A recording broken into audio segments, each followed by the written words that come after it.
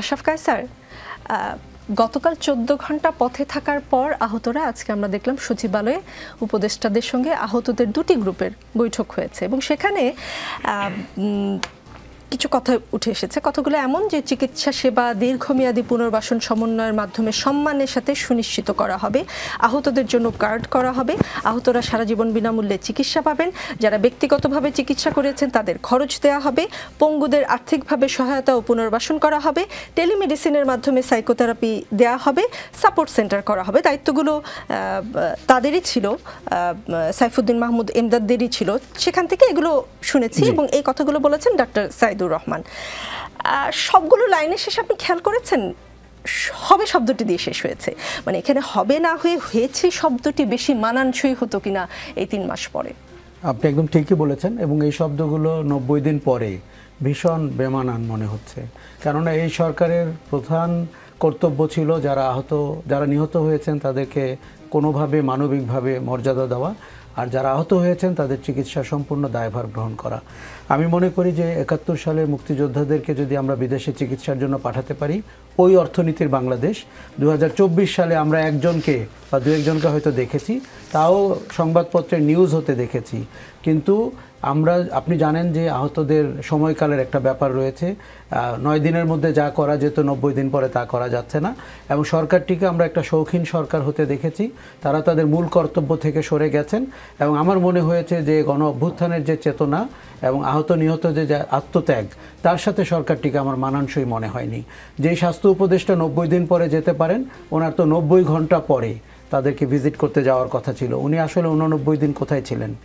আমার মনে হয় যে এই সরকার গণ অভ্যুত্থানের চেতনা উপলব্ধি করতে ব্যর্থ হয়েছে এবং তাদের প্রায়োরিটি ঠিক করতে ব্যর্থ হয়েছে এবং তারা এখনও বলছেন যে এগুলো করা হবে। আপনি জানেন যে বাংলাদেশের রীতি অনুযায়ী এগুলো কোনোদিন হবে কিনা বা আদৌ হবে কিনা এবং সেটির আসলে মনিটরিং কে করবেন? সরকারের প্রধান কর্তব্য ছিল আহতদের চিকিৎসার দায়ভার নেওয়া। দেখুন, আমি কিন্তু এটা স্বাস্থ্য ব্যবস্থাপনার গাফিলতি মনে করি না, আমি এটি রাষ্ট্র ব্যবস্থাপনার গাফিলতি মনে করি। কেননা কোভিডের মতো সময়ে আমরা স্পেশালাইজড হসপিটাল করেছিলাম, আমরা এমনকি মেকশিফট ক্যাম্প করেছিলাম। কোভিড বাংলাদেশ যুদ্ধ অবস্থায় আছে, এটি যদি এই সরকার বুঝতে না পারে তাদের অবিলম্বে পথ ছেড়ে দিয়ে অন্য কোথাও চলে যাওয়া উচিত হবে। তাদের উপলব্ধি করতে হবে যে এটি যুদ্ধ অবস্থা এবং এই সময়ে ক্যাম্প করে হসপিটাল করা যেত 10টি 50টি 100টি হাসপাতালকে। উপদেষ্টা একটু মাঝখানে একটু বলি, উপদেষ্টা আসিফ মাহমুদ একটা শব্দ বলেছেন, আমার কানে এসেছে টেলিভিশন দেখতে দেখতে। তিনি আমলাতান্ত্রিক জটিলতা শব্দটি বলেছেন যে সেটাও কিছু দূর পিছিয়ে দিয়েছে। দেখুন, এই আমলাতান্ত্রিক জটিলতা এবং ইত্যাদি শব্দ এবং সরকারটি কাঠামো যেভাবে তৈরি হয়েছে সব কিছুর দায়ভার নিতে হবে গুটি কয়েক ব্যক্তিকে। 5 তারিখ থেকে 8 তারিখে বাংলাদেশে এই সরকারের কাঠামো কেমন হবে, সংবিধানের আলোকে হবে কিনা, নাকি বিপ্লবী চেতনায় হবে, চুপ্পু প্রেসিডেন্ট থাকবেন কিনা, এগুলো যারা দায়িত্ব নিয়েছিলেন ঠিক করবেন, তারা ঠিক কাজ করেননি এবং তারা এখন অনেক ধরনের কথা বলছেন তাদেরকে জাস্টিফাই করার জন্য।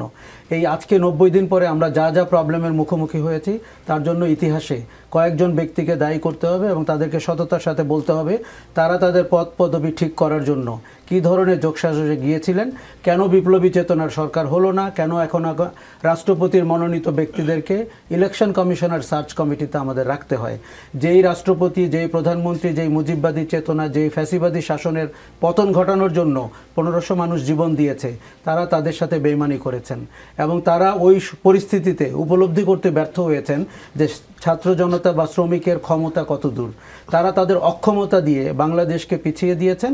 আজকে আমাদের ঝুঁকিপূর্ণ সময় পার করতে হচ্ছে এবং ফ্যাসিবাদী শাসনের প্রেতাত্মারা আবার পুনর্বাসিত হচ্ছে।